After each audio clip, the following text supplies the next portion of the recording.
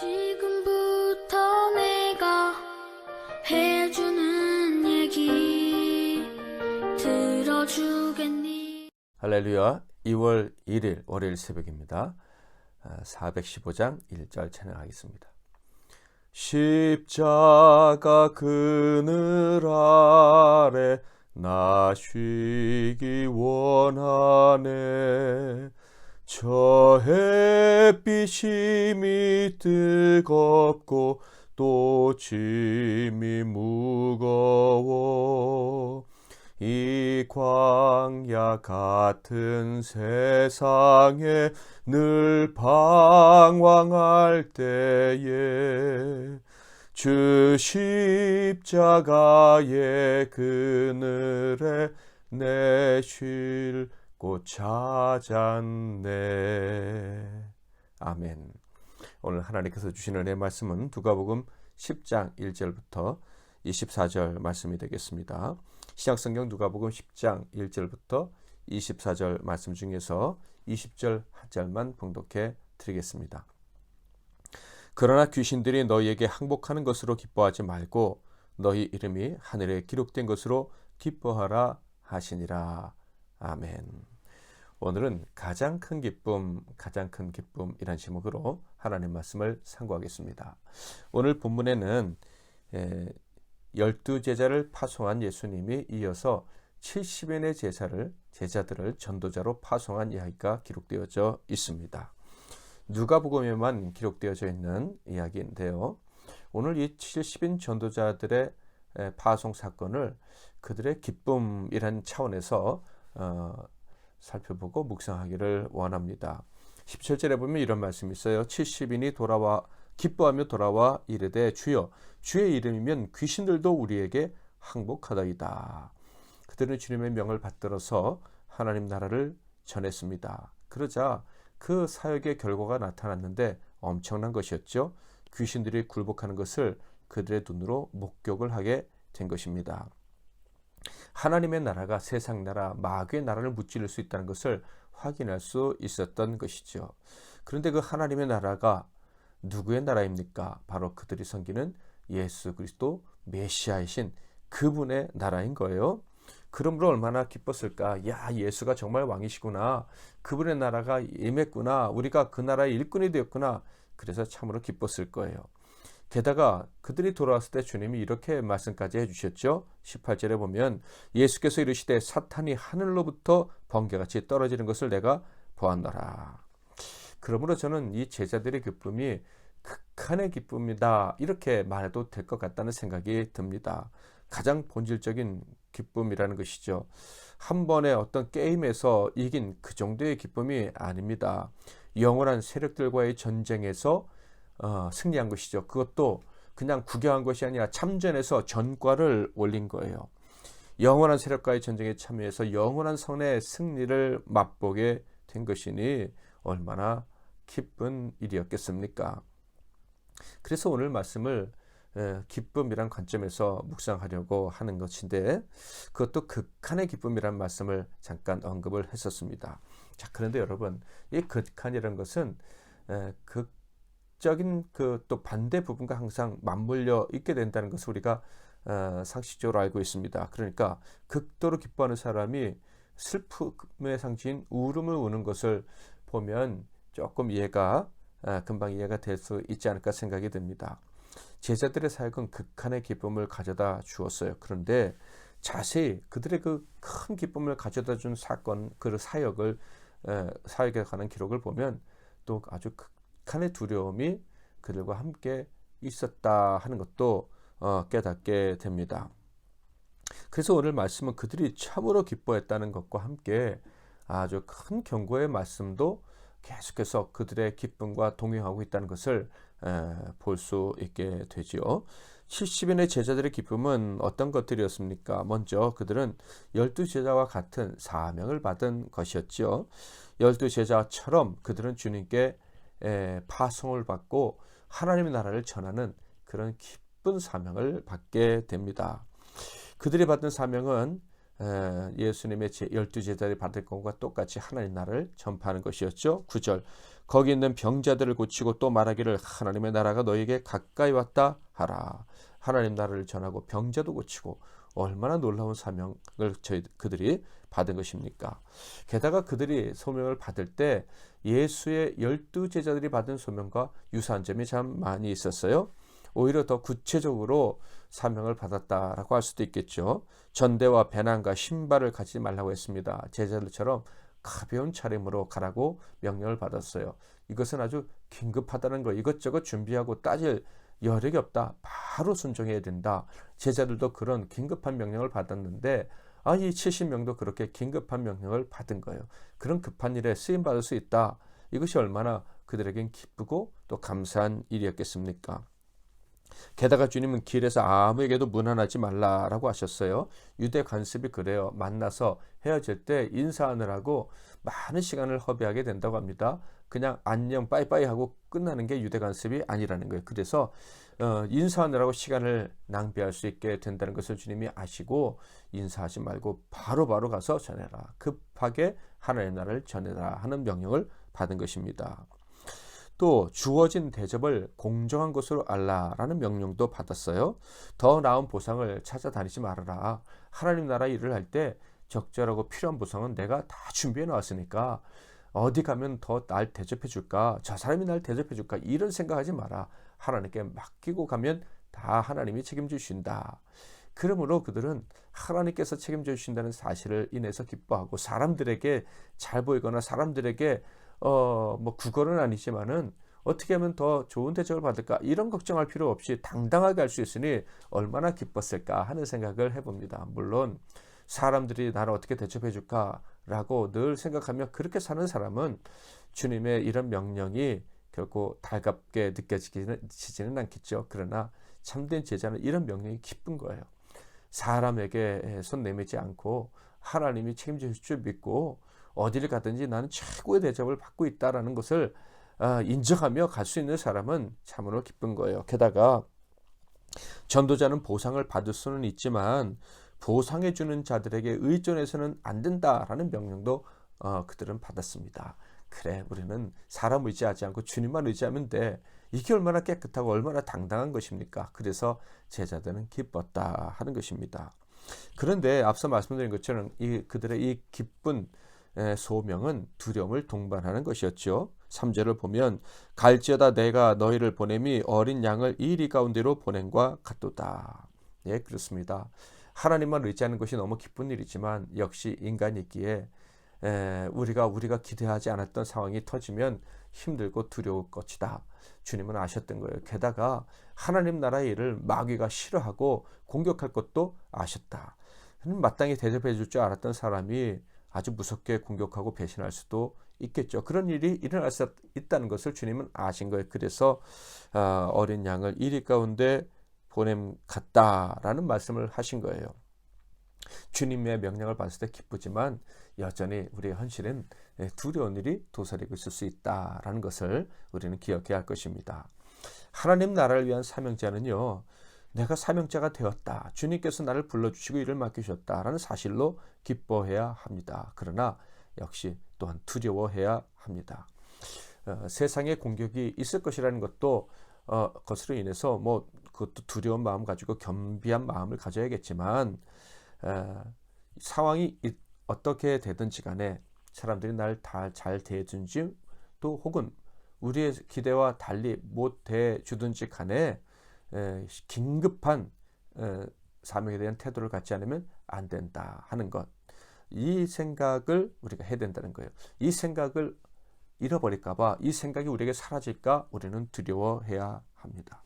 만약에 우리가 하나님이 우리를 부르신 그 부르심에 합당한 태도를 갖지 못하면 우리에게 주신 사명은 취소될 것이고 이 사태, 이 사명의 긴급성을 아는 사람에게 대신 그 사명이 넘어가게 될 것입니다. 그러므로 우리는 우리에게 주신 사명을 기뻐해야 될 뿐만 아니라 우리가 긴급하게 최선을 다해 사명을 감당하지 못하면 이 사명이 다른 사람에게 넘어갈 수 있다는 그 두려움을 가져야 할 것입니다. 기쁨으로 순종한 12명의 제자들이 얻었던 그 기쁨과 거의 동일한 기쁨을 이 70명의 제자들도 누리게 됩니다. 하나님 나라를 전할 수 있었죠. 당연히 이를 통해서 감춰져 있었던 하나님 나라의 백성들을 찾아서 불러내어 주님께로 인도할 수가 있었습니다. 게다가 병자를 고칠 수도 있었죠. 그들은 자신들이 축복의 사신이 된 그 기쁨으로 그 마음이 흡족할 수 있었습니다. 그런데 그 반면에 그들을 거부하는 자들에게 그들은 저주의 사신이 될 수 있다는 그 두려움도 가져야 했습니다. 어느 집이든 들어가면 평안을 빌라고 하셨는데 그 평안을 받지 않으면 그 평안이 그 집에게 임하지 않는다라고 주님 말씀하셨어요. 너희를 영접하는 사람이 너희를 친구니까 그 집에 머물라라고 말씀하셨는데, 반대로 영접하지 않는 사람은 먼지처럼 떨어버리고 그 사람의 집에서 나오라 하셨어요. 심지어 너희를 영접하지 않는 사람은 소돔과 고모라보다도 더 비참하게 저주를 받고 망할 것이다 라는 무시무시한 말씀도 해주셨어요. 그러므로 사명을 받은 사람은요, 기뻐해야 됩니다. 또한 그런데 반면에 두려워하기도 해야 되는 거예요. 우리의 사역으로 인해서 사명받은 자의 순종으로 인해서 모든 것이 선명해질 것이기 때문에 그렇습니다. 어떻게 해요? 축복과 저주가 선명해집니다. 천국과 지옥에 갈 사람들이 구별된다 하는 거예요. 저 역시도 사역을 하다 보면 모든 사람이 잘 되기를 바라는데, 그런데 선명하게 구별되는 것을 경험하게 됩니다.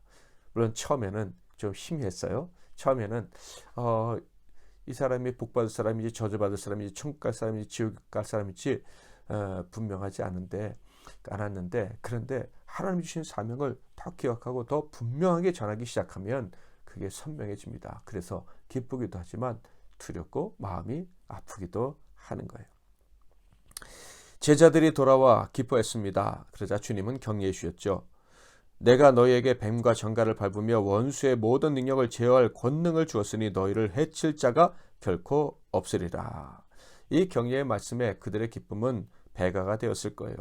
두려워했던 사역의 열매, 그것을 가지고 주님 앞에 갔는데 주님이 칭찬해 주셨으니 얼마나 좋았을까. 그런데 여기서 끝난 것이 아니라 주님이 경고의 말씀을 이어서 해주셨어요. 20절, 그러나 귀신들이 너희에게 항복하는 것으로 기뻐하지 말고 너희 이름이 하늘에 기록된 것으로 기뻐하라 하시니라. 이게 무슨 말씀입니까? 진짜 기뻐해야 될 것은 따로 있어. 물론 너희들이 사명을 잘 감당해서 사람들을 구원한 것 기뻐해야지. 그러나 진짜 기뻐해야 될 것은 따로 있어. 이 기쁨을 알지 못한다면 너희들이 지금 누리는 그 기쁨은 헛것이 될 수 있어 라는 엄청난 말씀입니다. 극한의 기쁨으로 즐거워할 때 아주 큰 두려운 말씀을 해주셨다라고 볼 수가 있겠어요. 자, 이게 어떤 경고의 말씀입니까? 사람이 귀신을 쫓아내는 일을 하고 귀신이 너희에게 항복하는 것을 목격하는 일도 있을 거야. 이런 엄청난 영광을 누리는 사람이 있어. 그런데 그 영광스러운 경험을 하고도 천국에 들어가지 못할 사람이 있단다라는 말씀을 하신 거예요. 당연히 그렇죠. 가룟 유다만 생각해봐도 12제자와 함께 전도여행 가서 그 영광을 누리지 않았겠습니까? 그 영광이 자신의 사역으로 인해서 자신의 순종으로 인해서 자기에게 찾아온 영광이라고 생각을 했었겠죠. 그런데 주님 분명히 말씀하십니다. 귀신을 몰아내고 기뻐한 자들도 나중에 생명책에 자기 이름이 없다는 것을 깨닫고 슬피 우는 경우가 있을 수 있다라는 말씀인 거예요. 그래서 사도 바울도 진정한 기쁨은 생명책에 이름이 기록된 것이다 라고 빌립보서 4장에서 말씀해 주셨죠. 항상 기뻐해야 될 이유는 우리의 이름이 생명책에 기록되었기 때문이다. 그 사실 때문이지 내가 무슨 일을 잘 감당했고 마귀를 쫓아냈고 능력을 행했기 때문에 기뻐하는 것은 본질적인 기쁨은 아니다 라고 말씀을 하고 있어요. 우리는 예수님의 이 말씀에서 충격을 받아야 할 것입니다. 그런데요, 가만 생각해 보면 이건 충격받을 일이 아니고 오히려 더 기뻐해야 될 일입니다. 그 이유는요, 일관성 때문이에요. 누가복음을 묵상하면서 저와 여러분이 느끼고 있는 점이 무엇입니까? 다르다는 거예요. 주님의 사랑과 세상의 사랑은 다르다. 주님의 길과 세상의 길은 다르다. 주님의 생각과 세상 사람들의 생각은 전혀 다른 차원이다 하는 것을 누가복음을 계속 묵상해 오면서 우리는 느끼고 있습니다. 하나님의 나라는 우리의 세상이 우리 세상의 생각이 미치지 못하는 영역에 존재하는 것이다 하는 것을 우리는 확인하고 또 확인하고 있어요. 그러니 지금 예수님의 말씀이 우리의 상식과 우리가 생각했던 것과 다르다 하는 것이 오히려 기쁘고 그렇구나. 하나님의 나라는 역시 일관성이 있구나. 다르지 조변석게 하는 것이 아니구나 하는 사실에 좀 안심을 느끼게 되는 거예요. 사람들의 생각은 어떤 것입니까? 예수님의 제자가 되고 파송이 되었다. 업적도 이뤘다. 마귀도 물리쳤다. 그러므로 나는 성공했다. 나는 기뻐해야 된다. 이게 세상 사람들에게 일반적인 생각이겠죠. 그런데 하나님의 생각은 어떤 것입니까? 순종해서 하나님 나라를 전하고 마귀를 무찌르고 돌아왔다. 잘한 일이다. 칭찬받아 마땅하다. 그런데 너의 진짜 기쁨은 너의 행위에 있는 것이 아니야. 너희 사역에 열매에 있는 것이 아니야. 그것도 기쁨은 기쁨이지만 진짜 기쁨은 너희가 하나님의 나라의 백성이 되었다. 천국 백성으로 천국에 등록이 되었다 하는 것이라는 거예요. 어떻게? 너희가 사역을 잘해서가 아니라 오직 하나님의 은혜로 영원한 비밀인 십자가의 대속의 죽으심으로 말미암아 하나님 나라의 천국 백성의 명부에 너 이름이 기록이 되었다. 이것을 가지고 기뻐해야 된다 하는 거예요. 그러니까 때로는 내가 사명을 잘 감당하지 못하는 것 같아도 때로는 마귀를 무찌르지 못하고 오히려 마귀의 너무 강력한 세력에 이 세상이 짓누리는데 거기서 대항할 힘이 없는 것 같아도 우리는 기뻐할 수 있다는 사실을 여기서 알 수가 있습니다. 하나님 나라 전한 일은 긴급한 일이에요. 제자들이 그렇게 전했을 때 기적도 나타났지만 어떤 일이 있습니까? 성경을 보면 박해를 당하는 일도 있었어요. 심지어 예수님은 하나님 나라 전하시고 십자가에 못 박혀 죽으셨습니다. 그러나 제자들 그리고 예수님은 기뻐하셨어요. 왜냐하면 하나님이 기억해 주시는 인생, 영원히 기억해 주시는 존재가 되었음을 알았기 때문에 하나님을 아버지로 부를 수 있었기 때문이라는 것이죠. 그래서 예수님은요 마지막에 이렇게 기도하신 거예요. 21절부터 24절을 제가 읽어보겠습니다. 그때 예수께서 성령으로 기뻐하시며 이르시되 천지의 주제이신 아버지여 이것을 지혜롭고 슬기 있는 자들에게는 숨기시고 어린아이들에게는 나타내심을 감사하나이다. 옳소이다. 이렇게 된 것이 아버지의 뜻이니이다. 내 아버지께서 모든 것을 내게 주셨으니 아버지 외에는 아들이 누구인지 아는 자가 없고 아들과 또 아들의 소원대로 계시를 받는 자 외에는 아버지가 누구인지 아는 자가 없나이다 하시고 제자들을 돌아보시며 조용히 이르시되 너희가 보는 것을 보는 눈은 복이 있도다. 내가 너희에게 말하노니 많은 선지자와 임금이 너희가 보는 바를 보고자 하였을 때 보지 못하였으며 너희가 듣는 바를 듣고자 하였을 때 듣지 못하였느니라. 여러분 진정한 기쁨이 무엇인지 아시겠습니까? 예수님이 지금 이 하신 말씀을 저 여러분들 깨달을 수 있기를 바랍니다. 성령으로 인해서 기뻐하는 사람은요 주께 사명받고 사명 감당하고 인정받는 것도 물론 좋아합니다. 그러나 진정한 기쁨, 소멸되지 않는 기쁨, 상황과 상관없는 기쁨은 따로 있다는 것을 압니다. 바로 예수로 말미암아 죄 용서받고 하나님 나라의 백성으로 영원히 인정받았다는 그 사실, 그것 때문에 기뻐하고 또 기뻐하는 거예요. 내 의와 내 노력과 내 수고의 결실이 아니라 오직 예수의 수고의 결과로 구원받고 영원한 천국 백성이 되었다는 사실, 그것으로 기뻐하고 기뻐하는 것이다 라는 거예요. 그런 사람이 영원한 승자가 되는 거예요. 이 지식이 우리에게 있다는 것이 얼마나 감사한지 모릅니다. 여러분, 우리의 기쁨은 우리의 이름이 생명책에 기록된 데 있습니다. 이것을 정말 우리가 깊이 깨닫는다면 우리는 더욱더 복음을 사랑하고 복음을 힘써 전한 자가 될 수 있을 거예요. 또한 자유로워질 수 있을 것입니다. 우리의 행위, 우리의 부족함 때문에 주눅들거나 그런 일이 없을 거예요. 그리고 마지막으로 좀 더 너그러워질 수 있을 것입니다. 능력이 없거나 또 우리가 원하는 만큼의 결실을 내지 못하는 사람에게도 하나님의 은혜가 있음을 안다면, 그들도 생명책에 이름이 기록되어져 있다는 것을 안다면 부족해도 사랑하고 너그럽게 품고 함께할 수 있을 것입니다. 십자가 그늘 아래 2절 3절 한번 더 찬양하겠습니다. 내 눈을 밝히 떠서 저 십자가 볼 때 날 위해 고난 당하신 주 예수 보인다. 그 형상 볼 때 내 맘에 큰 찔림 받아서 그 사랑 감당 못하여 눈물만 흘리네. 십자가 그늘에서 나 길이 살겠네. 나 사모하는 광채는 주 얼굴뿐이라. 이 세상 나를 버려도 나 두려움 없네. 내 한량 없는 영광은 십자가뿐이라.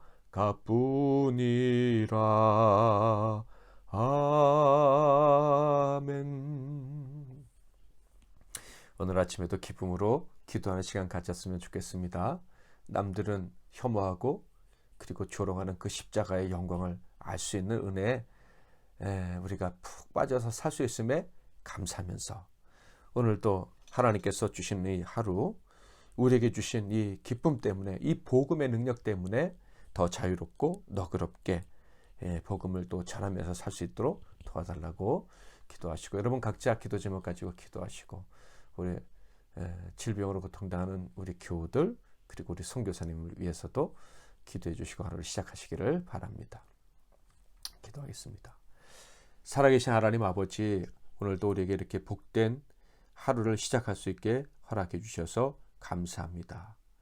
우리에게 주신 이 생명의 복음, 이로 인해서 우리가 이렇게 자유롭고 너그럽고 또 기쁠 수 있다는 사실에 다시 한번 놀라면서 또 즐거워하면서 하루를 시작합니다. 하나님, 이 복음에 매여서 하루를 살아가는 종들, 이 십자가의 비밀을 알고 살아가는 종들의 마음에 오늘 하루 동안 참 기쁨이 넘쳐날 수 있도록 도와주시옵소서. 내 행위가 아니라 하나님 은혜로 기뻐할 수 있다는 사실을 알고 오늘 하루 기쁨으로 담대하고 용감하게 그리고 겸손하게 살게 하옵소서. 예수 그리스도의 이름으로 기도하옵나이다. 아멘.